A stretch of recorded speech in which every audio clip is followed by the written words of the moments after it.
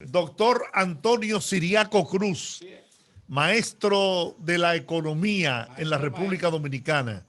Y parte de los poderosos también. Y parte del equipo de los poderosos. Siriaco, antes que nada, comenzar con un tema. Así rápido, porque yo sé que tú tienes tu agenda. El gobierno hoy, el presidente de la República, el ministro de Industria, el presidente y el ministro de Industria, que eran los dos, y el ministro de Economía, en esta mañana en un desayuno con un grupo de directores de medios, plantearon el tema de los aumentos de precios de los productos principales del país, incluyendo los alimentos, y la situación con el precio del petróleo. O sea, ¿cómo buscar un balance en eso? Porque si el gobierno, es lo que yo me pregunto, está asumiendo como una forma de subsidio, semana por semana, es lo que anuncia el gobierno, los incrementos en los precios del barril de petróleo para no transferirlo o en su totalidad o de ninguna manera a los consumidores en los combustibles, entonces, ¿por qué continúan aumentando los precios de los alimentos si en eso es que está basado el asunto?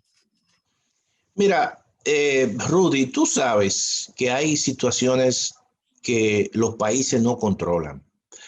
La República Dominicana es un país que es importador neto de alimentos, es decir, materia prima, aunque hay algunos productos importantes de la canasta básica que es autosuficiente en más de un 80-85%. Sin embargo, hay muchos componentes de esos productos. Doctor, Sí. no oigo esta vaina. Déjame ver. ¿Me escuchan? Juan, que está haciendo un lío ahí, yo no sé. Sigue explicando, no te apures. Doctor. Pues entonces. Doctor. Está haciendo una explicación. Yo no estaba oyendo. Está haciendo una explicación. Doctor, ¿qué me acaba de llamar José Jaques, el arquitecto? Sí. Para decirme que el colegio donde está un nieto de ella le piden 24 rollos de papeles. Que si es que carajito caga tanto. 24 rollos de papeles sanitarios. Bueno, pero eso es parte de toda la dinámica que se da en los colegios. El negociazo que tienen. Claro. Bueno, pues si yo decía que hay situaciones, Rudy, y Georgie y Juan, que los países no controlan. Nosotros tenemos todavía que las importaciones de materias primas alimenticias son relativamente importantes, altas. Y eso, evidentemente, cuando los mercados internacionales, los precios se alteran, eso tiene un efecto, por un lado, positivo o negativo en función de si hay incrementos o descensos. Y en esta situación, lo que está ocurriendo en la economía mundial es una especie de recomposición producto de esta situación que ha generado el coronavirus y que la misma reactivación de la economía mundial está trayendo eso. Es decir, nosotros en el caso del petróleo, para poner un ejemplo, antes de la pandemia, la demanda mundial de petróleo era alrededor de 94.5 millones de barriles diarios. Y eso se desplomó prácticamente en el periodo de a partir del mes de marzo, abril. Pero ya este año, con el proceso de reactivación de algunos países asiáticos, como es el caso de China, todo eso está retornando otra vez a su punto precrisis. Y eso implica precisamente que hay un incremento en la demanda mundial precisa de esos productos. En el caso de las materias primas, también está ocurriendo lo mismo, las materias primas alimentarias, y eso está impactando los costos de producción en muchos sectores y básicamente sectores de la agropecuaria. Y eso no lo controla precisamente ningún país, y más los países que somos importadores netos de alimentos, ¿verdad? De materia prima, como el caso de la soya, el caso de la grasa comestible, el caso de la harina, el trigo, para la fabricación del pan. Y eso es una situación que hasta que no se dé la recomposición en la economía mundial, nosotros vamos a tener esa presión. Fíjate que los precios del petróleo están por encima de los $60. Y la gran mayoría de las materias primas que te he mencionado se han incrementado entre un 20 y un 30%. manera que eso va a incidir, eso es un problema que va a tener el gobierno durante este año. Y básicamente los países que somos importadores netos de alimentos. Y necesariamente lo que hay que buscar medidas un tanto muy transitorias, muy coyunturales, de compensación a los grupos más vulnerables hasta que esta situación vuelva otra vez y se restablezca. Esa es la situación que está ocurriendo. En el caso del petróleo, bueno, eso tiene un impacto en los precios de los combustibles. El gobierno tiene una deuda, generó una deuda precisamente para no traspasar esos incrementos de precios y la generó con Refidonza y las empresas que suplen básicamente de combustible, y eso llegó incluso a los 3.000 millones de pesos. Recientemente se ha dicho que se ha disminuido esa deuda en 1.200 millones. Eso va a impactar en el déficit fiscal de este año, entonces. Claro, claro. Mira, yo estaba revisando el último informe de Fitch, de la calificadora, que lo pueden ver, y ahí incluso, y nosotros lo hemos dicho, el gobierno se ha puesto una camisa de fuerza con respecto a las finanzas públicas. Se puso una meta de un 3.1 y yo creo que no la va a cumplir por las presiones que hay precisamente del uso de los fondos públicos, de los recursos, de las finanzas públicas. Y hay situaciones que aunque el gobierno ha dicho que la va a limitar, pero no sabemos. Por ejemplo, en los programas sociales, yo creo que esos programas hay que extenderlo más allá de abril. Algunos, si permanece, si persiste la situación todavía de la recuperación de empleo, yo creo que puede mantenerse mínimamente el programa FASE. Aunque sea costoso, pero hay que mantenerlo.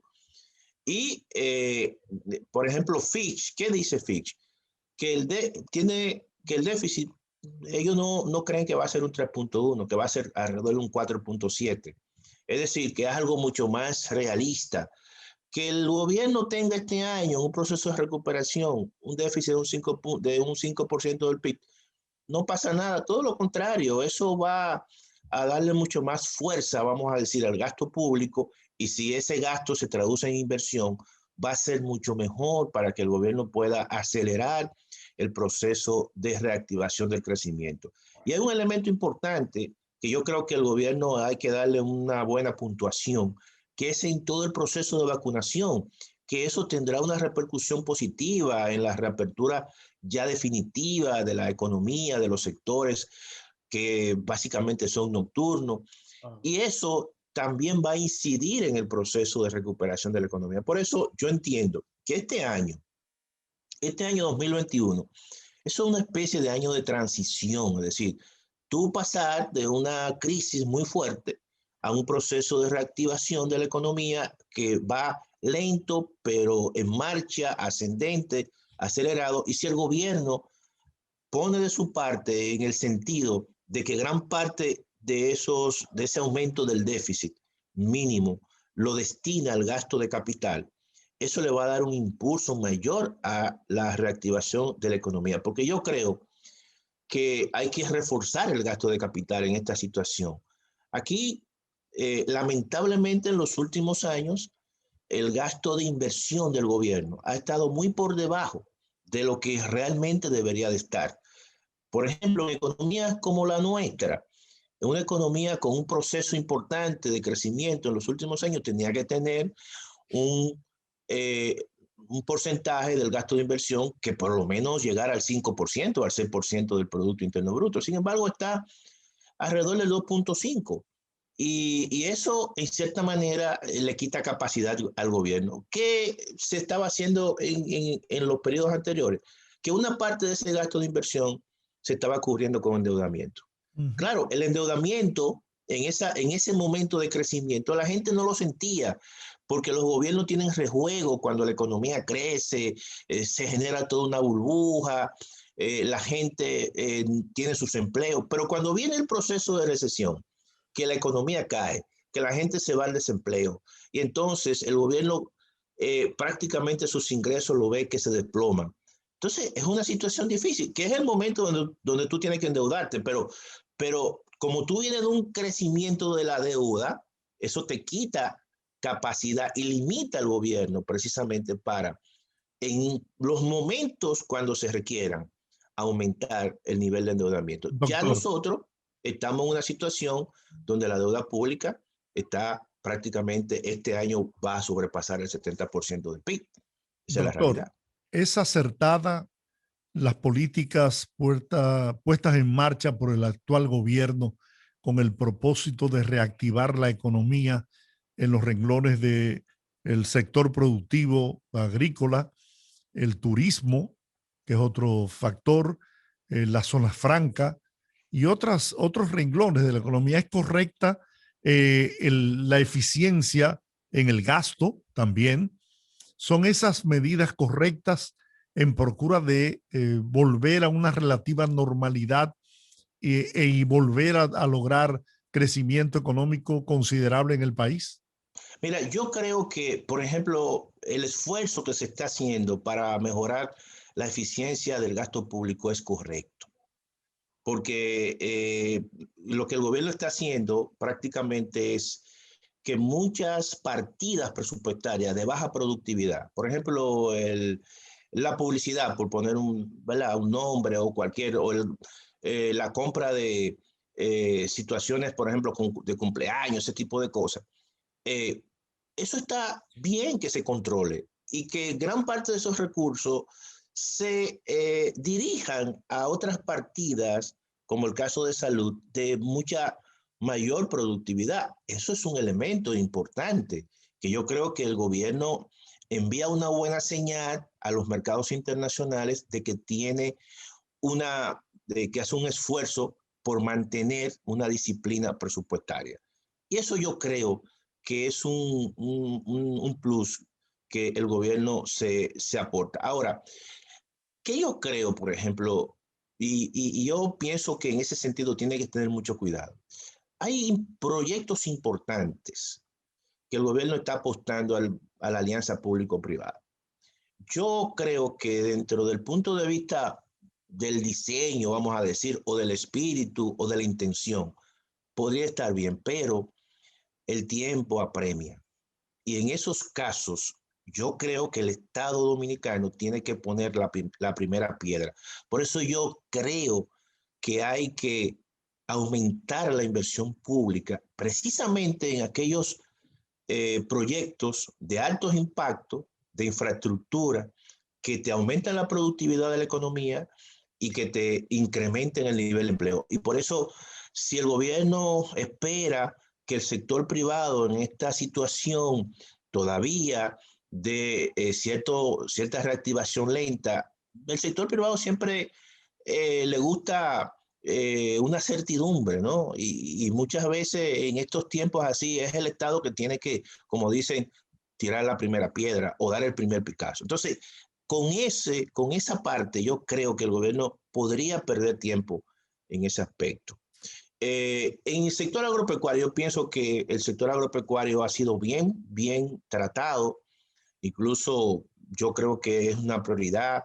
He visto que el Banco Agrícola 5.000 millones de pesos a tasa cero. A tasa cero. Yo creo que eso es correcto. O sea, fortalecer en tiempos de crisis la producción agropecuaria es una de las mejores inversiones que puede hacer cualquier gobierno. ¿Por qué?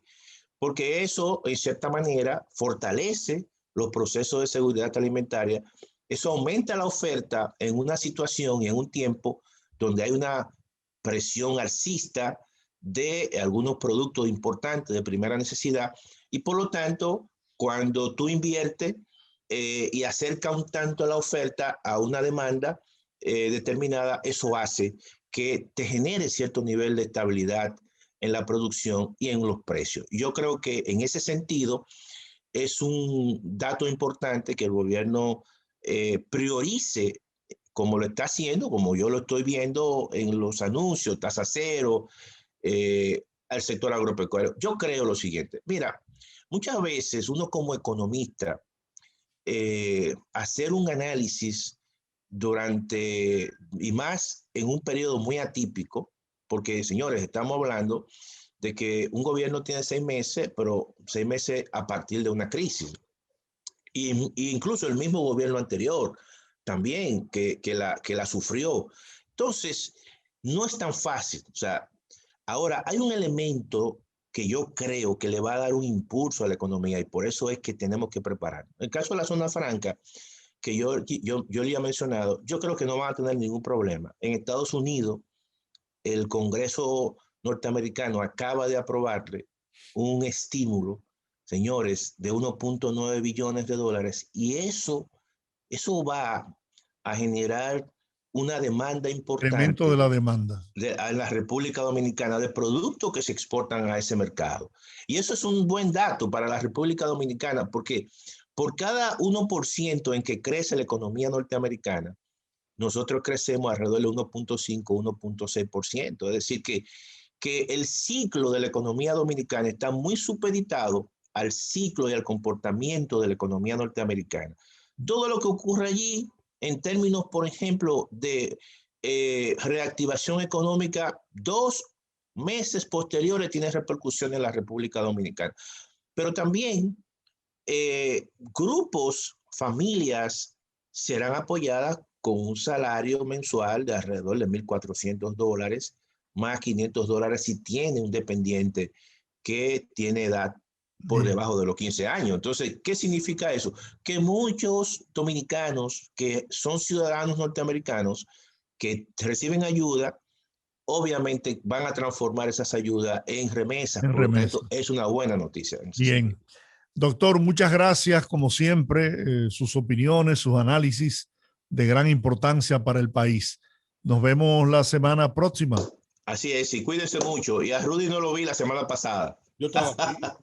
No, Rudy, me dijeron que no, que él se vacunó y que no sé qué cosa. El día de la vacuna me estaban añoñando. Aquí estamos todos vacunados, doctor. Qué bien, qué bien. Usted puede venir ya, ¿eh? Ok, está bien. Un gran abrazo. Un gran abrazo. Cuídense. Adiós. Vamos a la pausa. Regresamos en breve con el comentario de Orlando Gil y luego abrimos los teléfonos para que el pueblo hable.